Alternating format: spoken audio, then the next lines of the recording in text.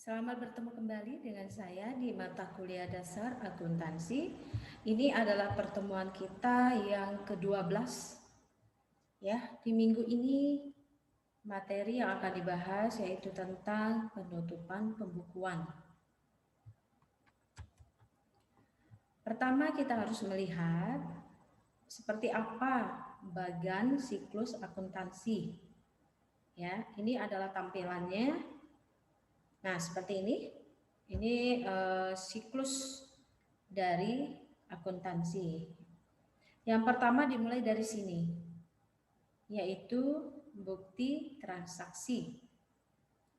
Ya, dari bukti transaksi itu ada yang namanya pengesahan. Nah, bukti transaksi itu akan dijadikan sebagai bukti pembukuan. Nah, setelah menjadi bukti pembukuan, maka kita bisa membuat yang namanya penjurnalan ya di buku jurnal.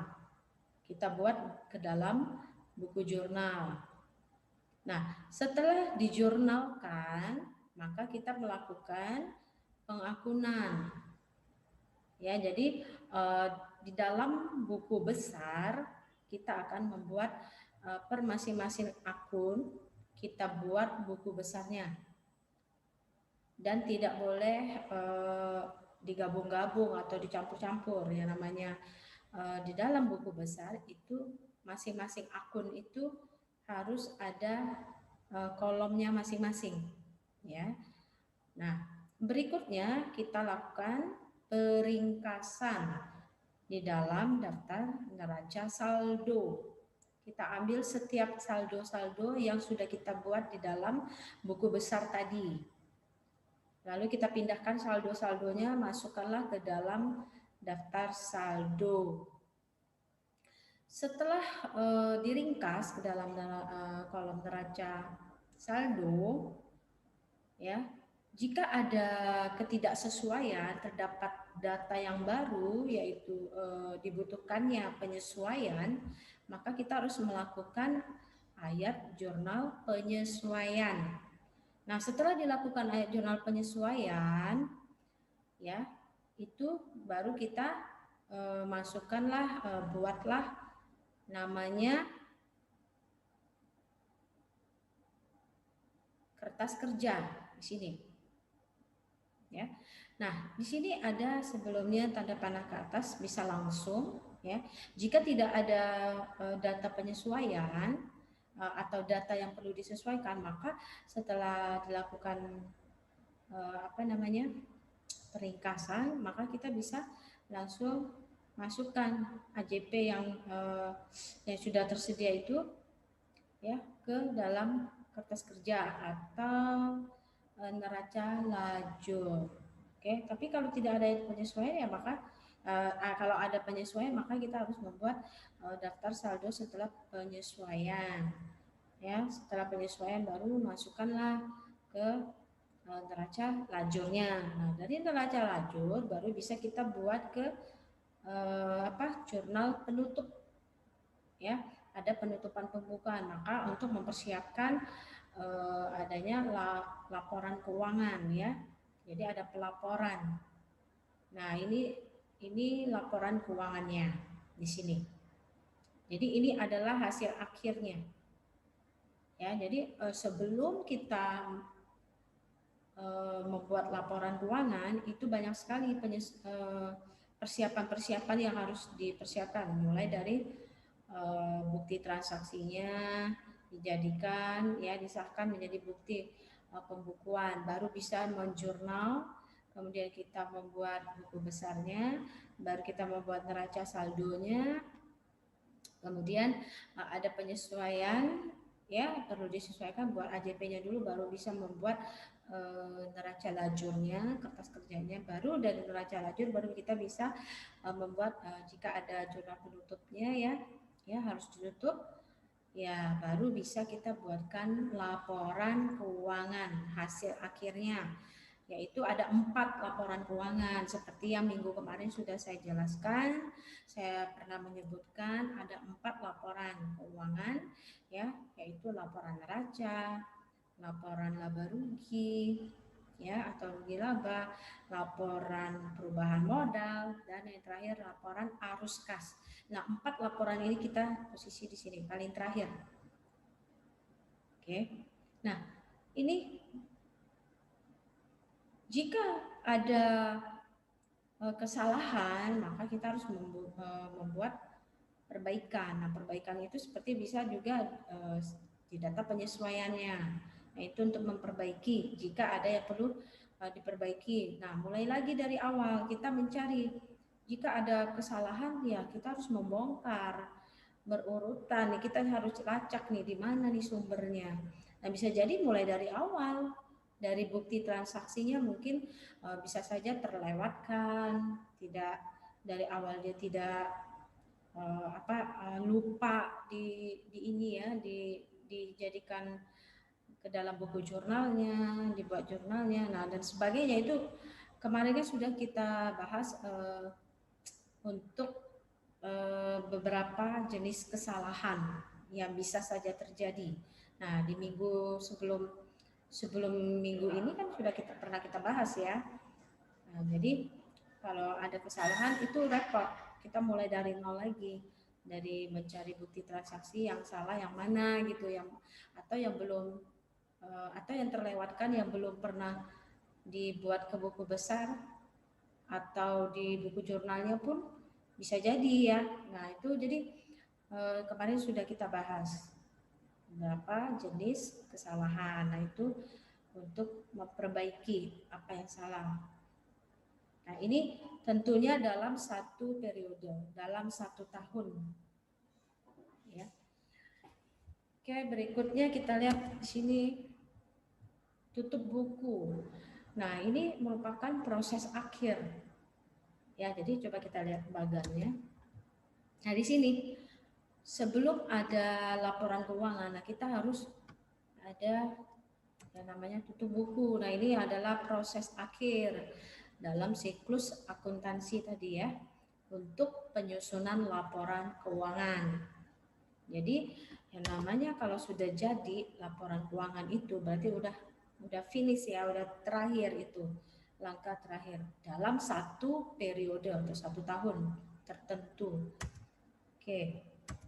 Nah, apa saja yang bisa ditutup dan apa saja yang tidak ditutup. Nah, ini jenis rekeningnya. Rekening real, ada rekening nominal. Nah, rekening real bagaimana? Kemudian rekening nominalnya harus diapakan? Bagaimana gitu ya. Nah, sebelumnya kan kita sudah pernah membahas di beberapa minggu yang lalu apa itu rekening real dan apa itu rekening nominal. Nah, minggu ini disinggung lagi.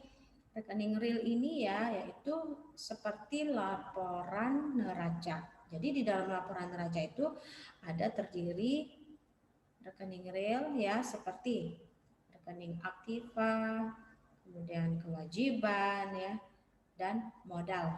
Nah, ini rekening yang akan dilaporkan dalam laporan neraca ya, dan sifatnya tidak ditutup.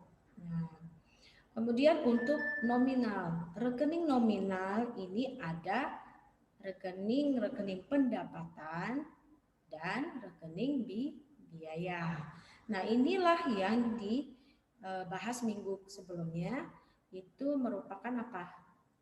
Laporan rugi laba. Nah, jadi rekening nominal ini ya akan dimasukkan dalam laporan rugi laba. Jadi hanya ada pendapatan dan biaya, rekening pendapatan dan rekening biaya. Nah, dan ini sifatnya ditutup. Jadi kalau rekening real itu tidak ditutup, tapi kalau rekening nominal itu harus ditutup. Dalam artian tidak boleh disambung ke periode berikutnya. Ya. Oke, ini tujuan pembuatan jurnal penutup itu apa? Yang pertama, untuk menutup saldo yang terdapat dalam semua rekening yang sementara, ya, rekening sementara. Jadi kata menutup berarti ya dalam artian mengurangi saldo rekening sehingga menjadi nol.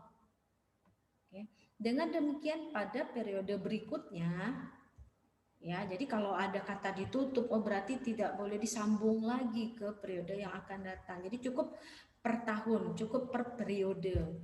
Jadi dengan demikian pada periode berikutnya semua rekening sementara ini ya akan dimulai dengan saldo nol. Jadi kalau di periode berikutnya ya dia mulai dari nol lagi gitu. Dengan cara ini pula akan dapat dipisahkan jumlah saldo-saldo rekening sementara ya untuk periode ini ya. Jadi per periode dengan jumlah saldo rekening sementara pada periode berikutnya. Jadi kita memisahkan periode ini dengan periode yang akan datang. Jadi nggak boleh dicampur-campur, nggak boleh disambung gitu loh.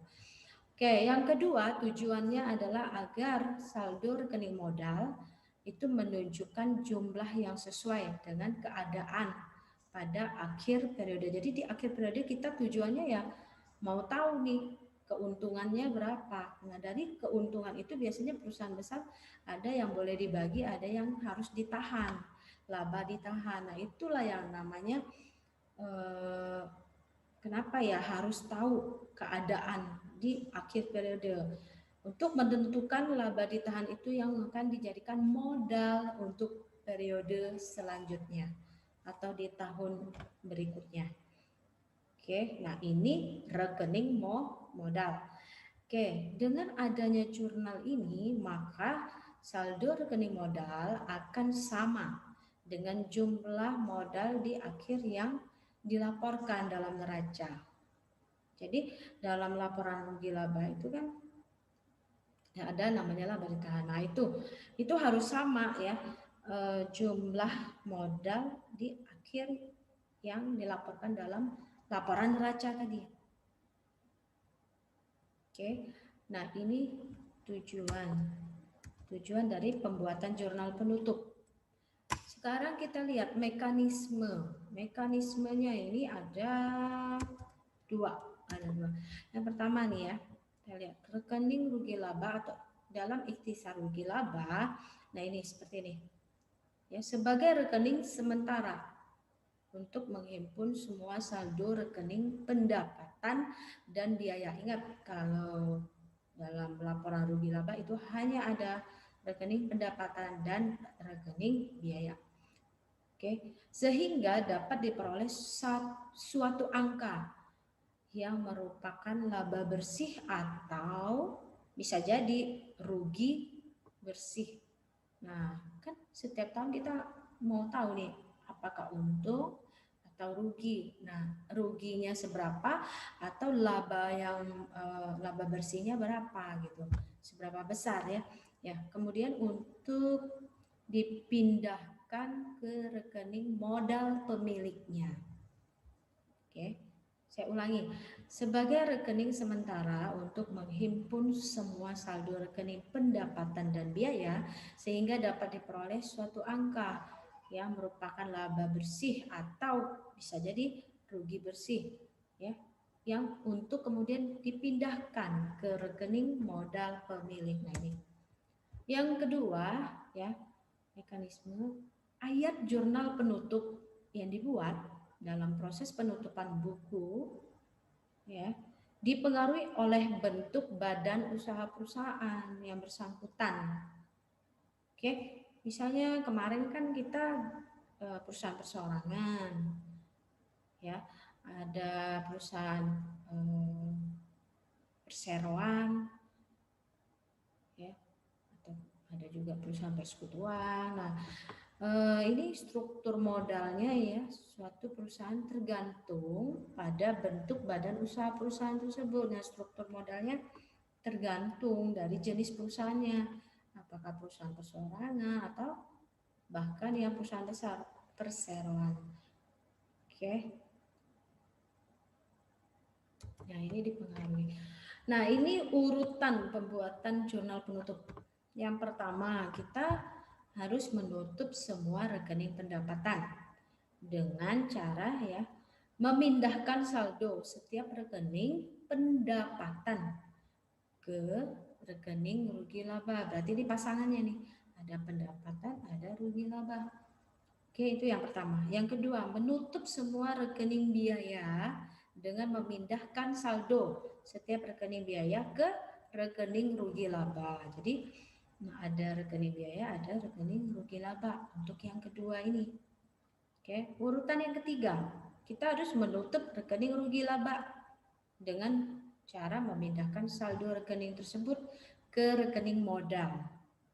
Ya, di sini yang ketiga ini ada rekening rugi laba, ada rekening modal pasangannya. Oke, yang keempat, urutan yang keempat yaitu menutup rekening private. Jika ada, nah itu tergantung dari jenis perusahaan. Nah, berarti kalau ada private ini berarti perusahaan perseorangan ya. Private dalam kurung jika ada. Nah, menutup rekening private dengan memindahkan saldo rekening tersebut ke rekening modal. Oke, kita lihat contohnya seperti ini. Untuk yang urutan pertama ini contohnya. Nah, ini diandaikan dalam perusahaan perseorangan. Pemiliknya hanya satu orang. Perusahaan yang kecil ya.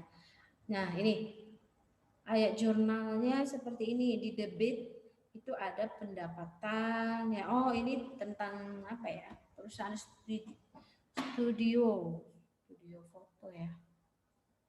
Nih, di debitnya ada pendapatan foto studio sebesar 457.600.000. Ini dalam ini ribuan ya, dalam kurung nolnya 3. Berarti dihilangin 3. Oke, yang di debitnya juga ada pendapatan bunga. Kemudian ada pendapatan sewa. Nah, ini ditotalkan berapa? Nah, ini harus balance antara debit dan kredit. Ya, 457.600 ditambah 500 ditambah 30.000 ini. Ya, sehingga ini pasangannya di kredit itu ada rugi laba sebesar saldo yang sama, kan balance ya.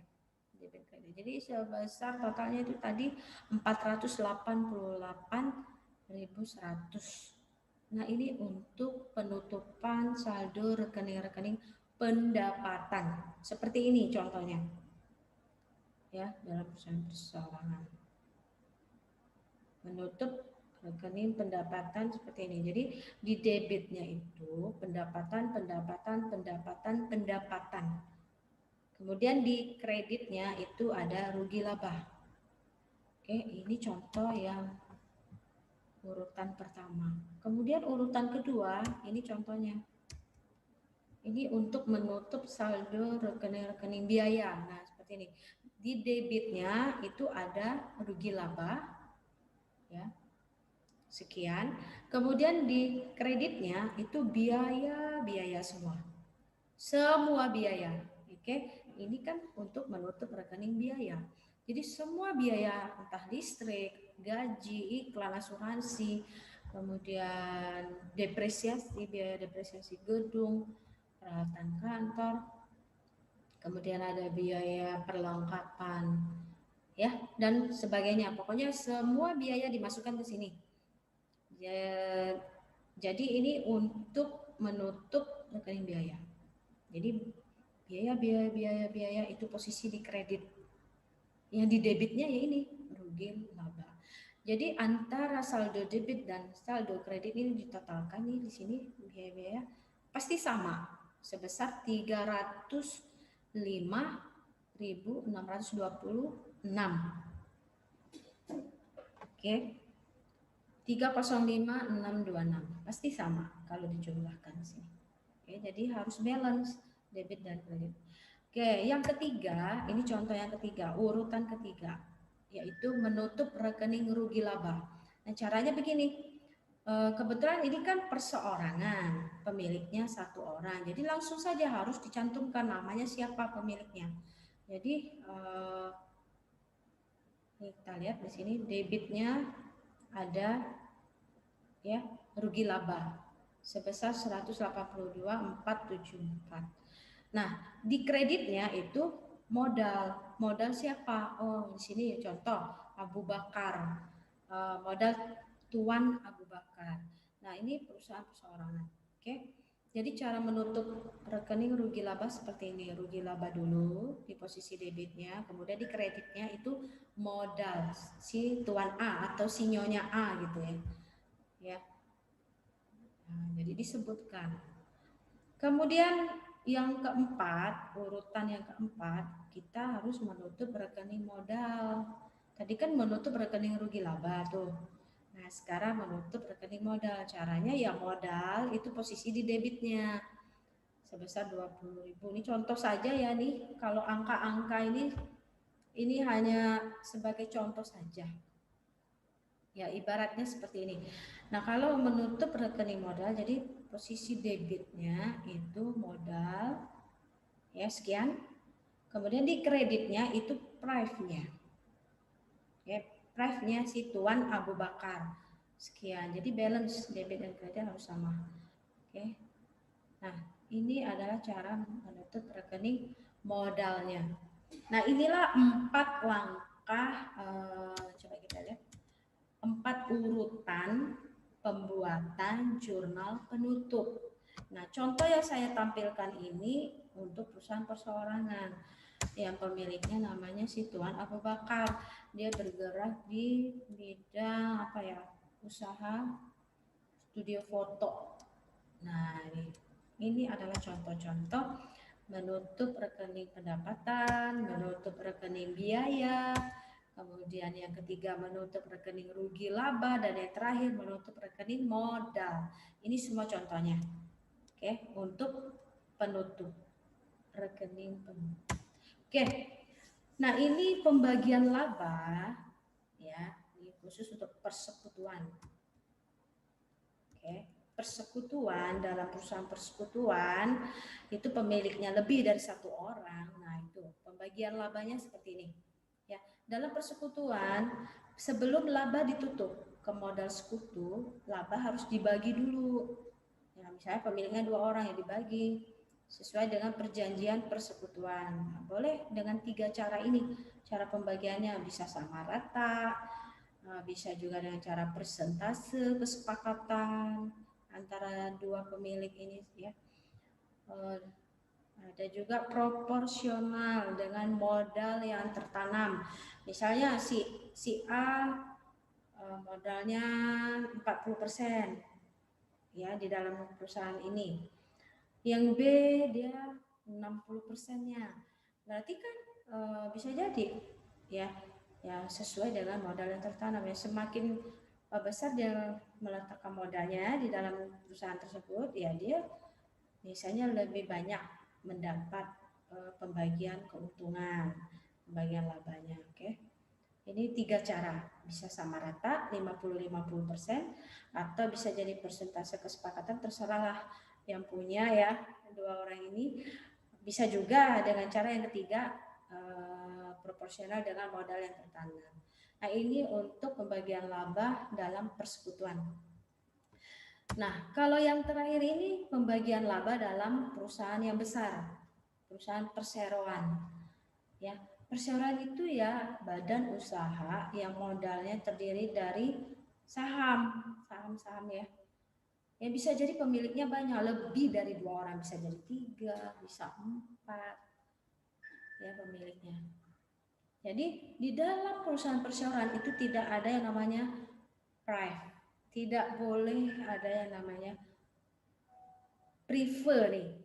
Tuh. Jadi dia ada yang namanya dividen. Dividen ini ya pembagian laba. Oke. Untuk laba ya, laba dan perusahaan. Jadi ada yang namanya pembagian laba dividen. Nah, ada juga di sini rekening laba ditahan. Jadi laba ditahan seperti yang sebelumnya pernah Ibu jelaskan, laba ditahan itu karena apa gitu loh. Nah, dalam artian tidak boleh dibagi. Dari keseluruhan misalnya nih jumlah sekian. Dari keseluruhan laba keuntungan dalam 1 tahun, dalam 1 periode, itu ada yang boleh dibagi, ada yang tidak boleh dibagi. Yang boleh dibagi namanya dividen. Oke, yang tidak boleh dibagi namanya laba ditahan. Nah, Ya, untuk laba ditahan, rekening untuk menampung laba yang belum dibagikan, yang memang tidak boleh dibagikan. Karena apa? Untuk menutup buku perusahaan perseroan di tahun tertentu. Ya, kemudian laba ditahan ini sebesar sekian untuk dijadikan, oh ini nih jumlahnya yang untuk dijadikan modal di tahun berikutnya. Kenapa? Tujuan utamanya untuk menjaga kelangsungan hidup perusahaan. Apalagi semakin besar perusahaannya itu sangat membutuhkan modal yang besar. Jadi dari tahun sebelumnya boleh kan untuk memperkuat modalnya kembali di tahun yang akan datang, di periode berikutnya. Nah, itu tujuan adanya laba ditahan. Ini sudah pasti ada ya di setiap perusahaan perseroan. Next kita lihat ini adalah konsep komputerisasi akuntansi. Oke.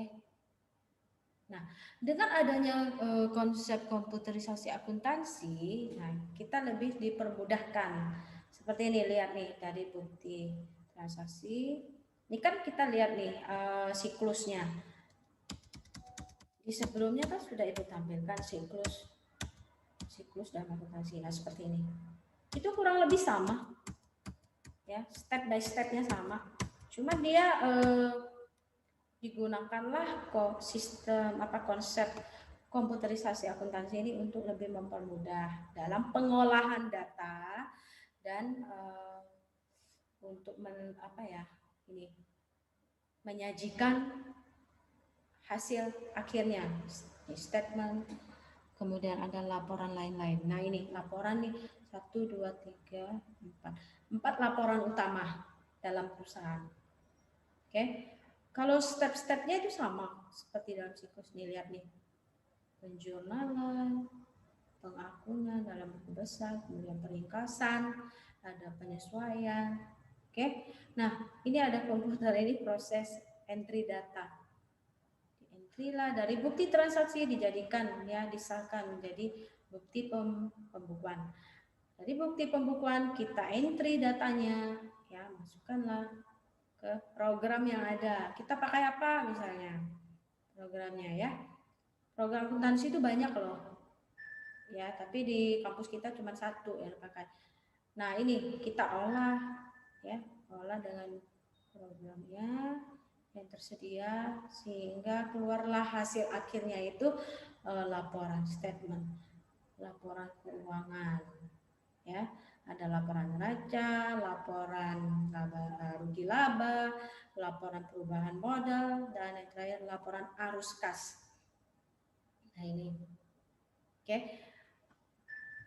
Kita lihat program aplikasi komputer untuk akuntansi. Ada yang namanya apa nih? Aduh banyak banget, 1, 2, 3, 4 banyak loh ya jenis-jenis programnya. Tapi yang sering dipakai di kampus kita ya ini. Nah, ini. Oke. Nah, dengan adanya ini keunggulan komputer ya, maka dengan sistem akuntansi komputerisasian, langkah yang paling kritis. Oke. Ini coba lihat, langkah yang paling kritis adalah analisis transaksi dan penjurnalan yang tingkat susahnya. Ya, yang sering dibutuhkan ini ya pokoknya pada akhirnya dibutuhkan dalam menganalisa itu dibutuhkan pemikiran orang akuntan. Oke. Keunggulan sistem komputerisasi dia pasti lebih cepat dalam kecepatannya berbeda ya pasti. Kemudian ketelitiannya, kemudian kapasitasnya sudah pasti dia bisa datanya sekali banyak ya bisa ya menampung banyak ya kapasitasnya. Oke, materi kita selesai. Semoga bermanfaat. Nah, jangan lupa 4 urutan pembuatan jurnal penutupnya dipelajari ulang ya, diulang-ulang. Tonton videonya jika ada yang belum paham, diulangi dari awal videonya ditonton. Oke. lupa tujuan dari membuat jurnal penutup itu apa. Oke. Jadi sebelum bisa tersajikan laporan keuangan, itu kita harus membuat namanya penutupan pembukuan. Oke, sekian materi dari saya. Sampai ketemu di pertemuan selanjutnya. Tetap semangat dalam belajar dan salam sehat.